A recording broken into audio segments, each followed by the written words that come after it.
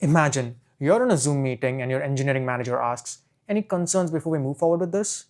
And your hand slowly starts moving towards the unmute button because you know there's a problem. The retry logic is risky, and there could be duplicate events if you proceed with this existing solution. So you hit unmute and you start speaking. Yeah, so I guess there might be an issue. I don't know how big of a deal it is, but like I think there might be an issue with the retry logic, and suddenly a strong technical point starts becoming totally unheard because people zone out, they start doing their own stuff during the meeting, while you're just sitting there rambling while being totally unheard. And no, it's not because your idea was wrong. It's just that the delivery was just so unconfident and unclear that people found it not important enough to listen to. Smart idea, but unclear delivery. This is exactly why so many smart engineers sound so unclear. They might know exactly what the problem is, they might know exactly what the risk is, but when it comes time to front these things, their delivery is just so unclear and unconfident because of all these different filler words, like uh, you know, sort of, etc. So when you use a lot of these filler words, and which is extremely common in engineers, and I've spoken to enough engineers to know that this is a very, very big problem when it comes to speaking for engineers. Because the people that perceive you when they start hearing all these filler words is that you're unconfident, you don't know what you're talking about, and they just zone out and they don't even take the time to understand or think about what you're talking about or the concerns or the questions you're fronting because it just doesn't seem worth spending the time on. And internally, they're just judging you. And you just end up sounding junior, even though you might not be junior because of the underlying uncertainty that gets perceived by all these other people. It's a massive, massive mistake. And it's killing your promotions as well.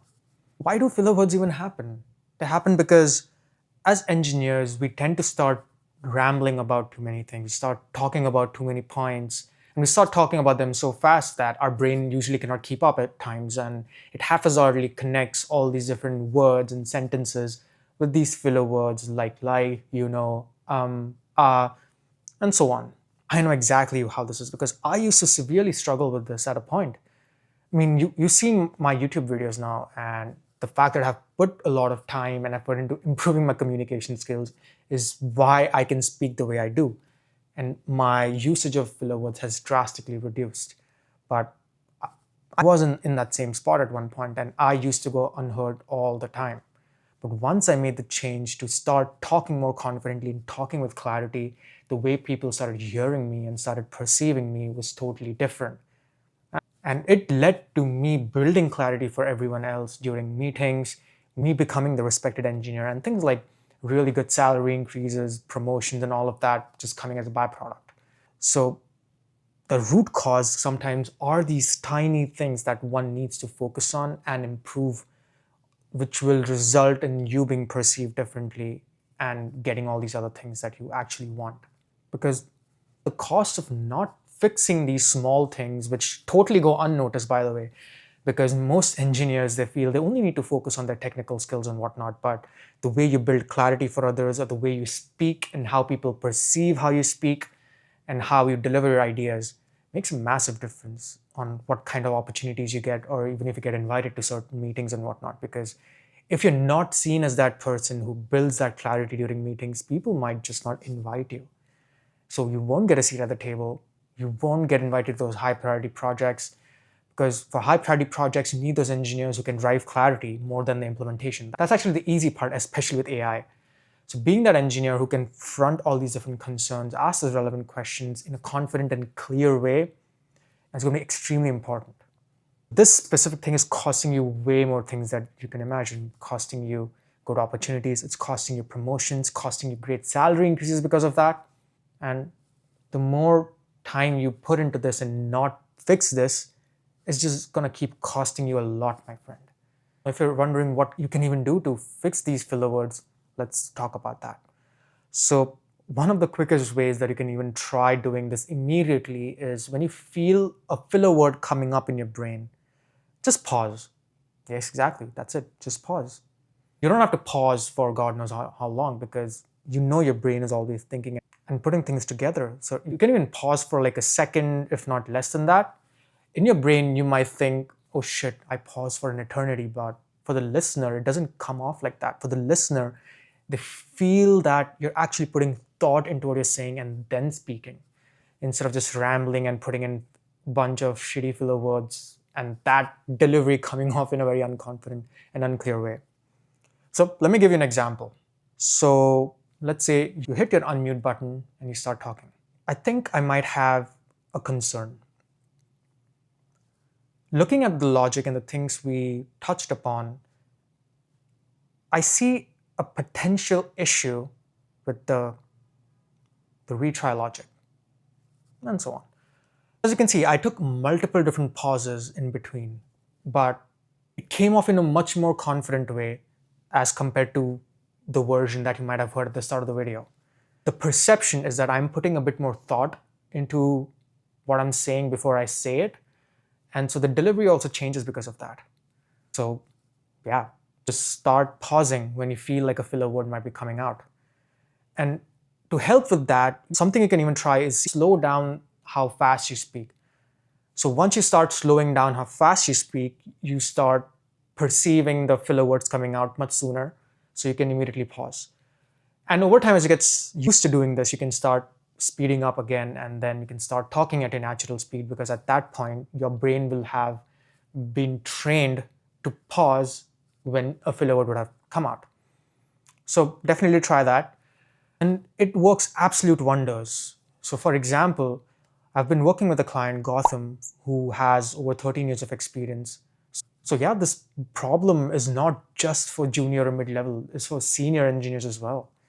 And throughout his 13 years of career, he always had this issue of speaking up clearly and confidently, because of which people didn't really believe him and respect him like they should have. So since working with me, within just 30 days, he went through like a transformation. And before, filler words was one of his biggest problem in tandem to a couple of different things. So let me play a video of before for him so you can get an idea of how he used to speak. I started as a junior iOS developer for a startup, and then I got an opportunity to work on remote app developer as a remote app developer for a firm in US. So I worked as an iOS app developer there, and then I started working on Android and other platforms as well. So you see, right? He used to use too much, and there was quite a few other vocal tics and body language tics that I won't touch upon right now, but can work on how people perceive you. Now let's look at his after video. I felt more confident with myself, so that was a great win.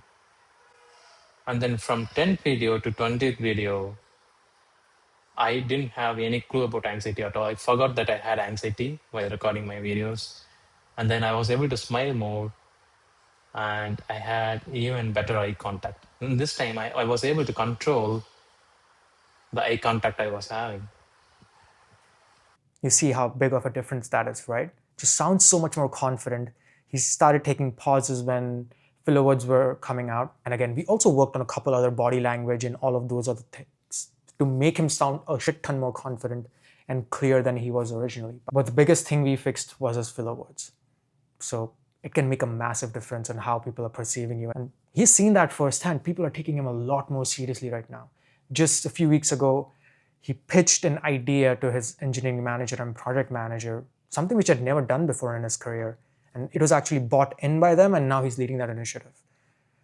So the way you propose your ideas, or the way you speak and how confidently and clearly you speak, can make a massive difference in how people perceive you and respect you. So do not take it lightly, and the longer you take to fix this, the more opportunities you're going to lose.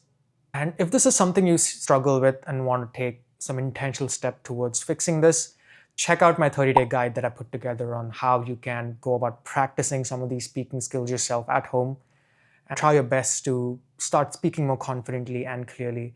The guide even has a way to submit your day one video to me for feedback, so I can guide you in the right way to start this challenge correctly going forward. So if that interests you, comment 30-day plan and I'll send you over that guide so you can fix your speaking skills starting today. And with that said, this is it for the video, And as always, I'm just here to help.